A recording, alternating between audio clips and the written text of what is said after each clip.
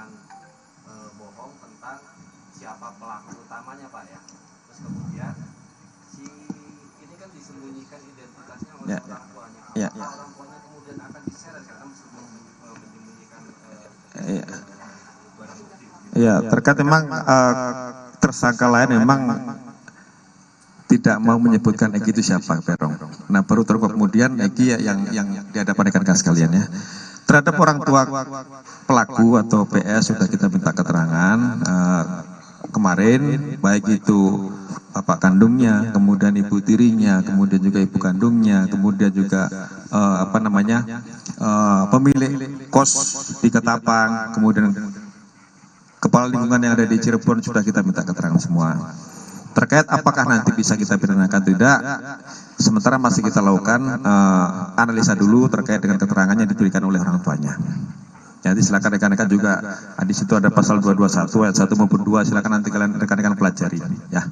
KUHP. Ya, terjawab ya, silakan. Ya. Dari mana?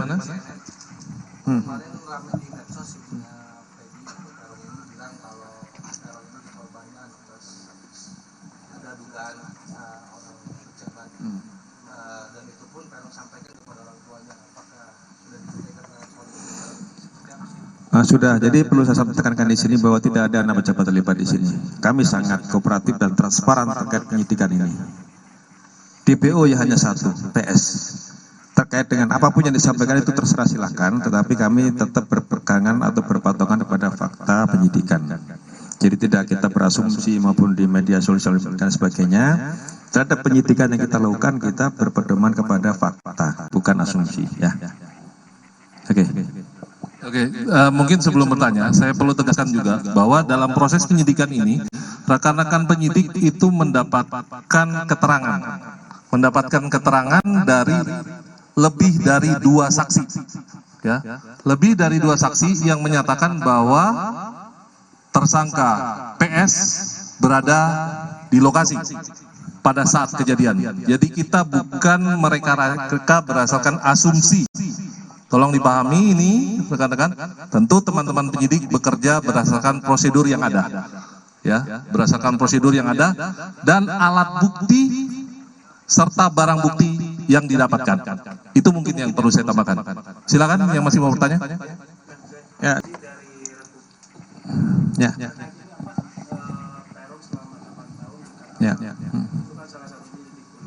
Ya.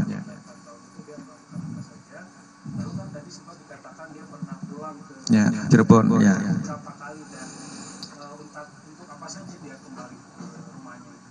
Jadi perlu sampaikan di sini bahwa orang tua kandungnya PS ini merupakan mandor bangunan yang sering menerima pekerjaan-pekerjaan borongan, baik itu pembangunan rumah maupun renovasi. Nah, di situ punya kelompok tukang lah, ataupun pekerja bangunan. Nah, PS ini termasuk salah satu di antara pekerja bangunan yang ikut juga bapaknya manakala mungkin ada proyek bangunan. Dan perlu keterangan juga dari teman-temannya di sana bahwa PS memang sering keluar kampung, dalam artian dia bekerja sebagai tukang bangunan, dia memang jarang pulang ke rumah. Selama pelariannya dia pernah tahun 2019 kembali ke Cirebon, kemudian balik lagi bekerja, kemudian balik ke Cirebon lagi, begitu terus, karena memang dia sering mencari pekerjaan di luar kampung halamannya sebagai pegawai buruh bangunan. Kira-kira. Ya. Masih ada? Sana dulu mungkin belakang, silakan. Tempo. PS ini mengakui sangkaan itu kepada penyidik atau tidak? Terus yang kedua, untuk status DPO berarti sudah tidak ada lagi DPO. Ya.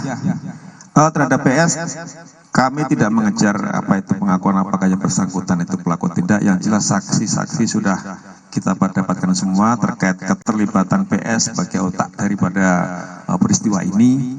Jadi kita tidak memperhatikan lagi terhadap keterangan PS. Yang penting kita sudah mengumpulkan saksi-saksi kunci dan keterangannya sudah kita minta dari para saksi. Itu kira-kira. Tidak ada lagi DPO berarti. Tidak ada lagi DPO. Jadi DPO sudah kita tangkap hanya 1 orang. Akankah nanti penyebar hoax ini? Tunggu ya. Sabar. Silakan yang di depan. Dari mana? Kompas. Oke, silakan. Ini kan mengubah identitasnya. Oke. Identitas ini tuh digunakan secara tertulis seperti KTP juga kah atau hanya di akun Facebook atau seperti apa?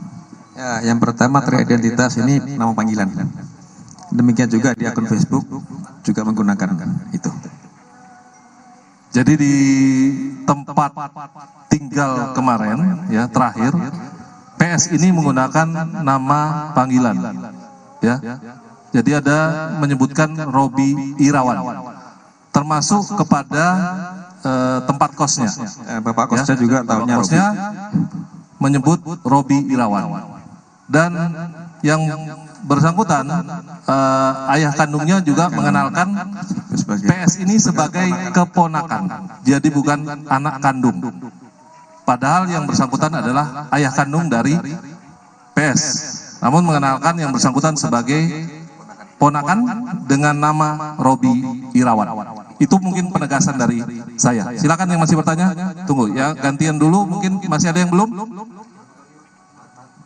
Ya silakan. Dari mana?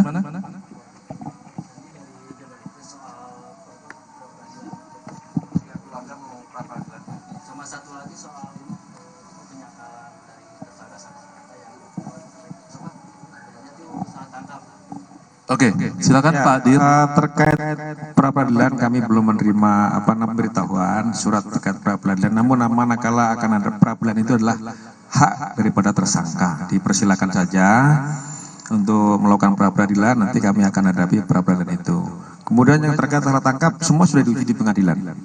Jadi apapun keterangan yang dulu sudah pernah disampaikan oleh para pelaku, ini sudah diuji oleh pengadilan. Bahkan sampai ke tingkat kasasi.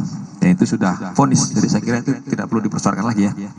Tidak ada salah tangkap. Dan berarti orang tua Peggy ini sengaja menyembunyikan Peggy di kata Pak Dia selama 8 tahun itu dengan dia menyebut bahwa dia adalah keponakannya, berarti ikut terlibat menyembunyikan. Ya, saya kira itu salah satu upaya ya, salah satu upaya dari pihak keluarga mungkin untuk menyembunyikan keberadaan daripada PS ini dengan mengelabuhi lingkungan bahwa nama PS bukan lagi PS tetapi Robi, panggilannya Robi. Itu dikuatkan dengan keterangan dari pemilik kos juga ya. Masih ada? TV One lagi. Ya, silakan.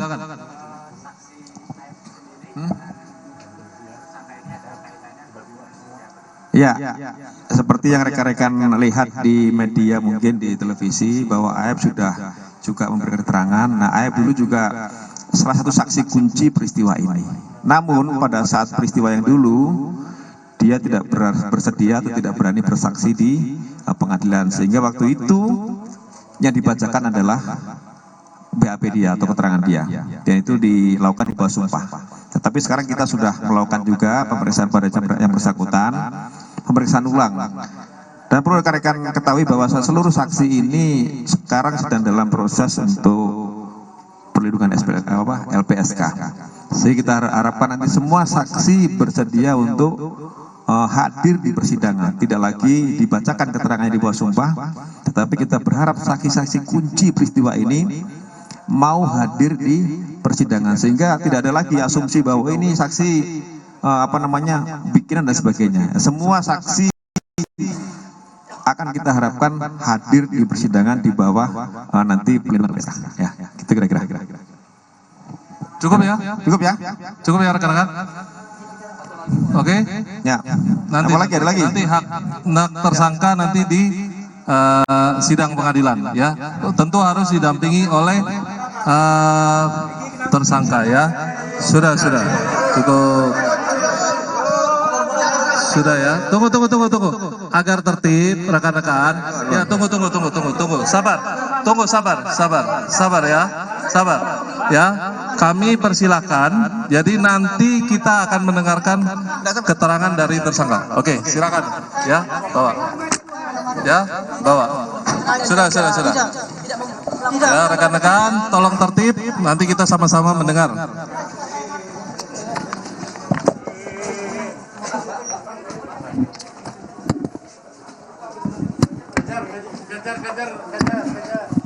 Amankan. Saudara, itu tadi konferensi pers yang disampaikan oleh Polda Jawa Barat terkait dengan pembunuhan Vina, yang mana tadi DPO atau buron Peggy Setiawan ini berhasil ditangkap dan telah ditetapkan sebagai tersangka. Adapun pasal-pasal yang dikenakan terhadap Peggy yakni pasal 340 KUH pidana, kemudian pasal 55 ayat 1 ke 1 KUH pidana, serta pasal 81 ayat 1 Undang-Undang RI nomor 35 tahun 2014 tentang perlindungan anak. Tadi disebutkan oleh Kapolda Jawa Barat dan juga Dirkrimum Polda Jabar bahwa tersangka Peggy Setiawan atau PS ini diyakini telah melakukan ataupun juga menyuruh kemudian menjadi otak pembunuhan terhadap Vina sekaligus melakukan kekerasan dan juga ruda paksa terhadap anak di bawah umur. Selain menangkap Peggy Setiawan, polisi juga berhasil mengamankan barang bukti baru berupa dokumen terkait dengan identitas pelaku dan dipastikan pelaku atau Peggy Setiawan ini memang DPO yang dicari dan juga dipastikan saudara bahwa DPO ini hanya satu yakni Peggy Setiawan, tidak ada buron lain yang dikejar polisi dalam kasus pembunuhan Vina. Breaking News Kompas TV kami akhiri, saya Sri Gunawan, terima kasih, sampai jumpa.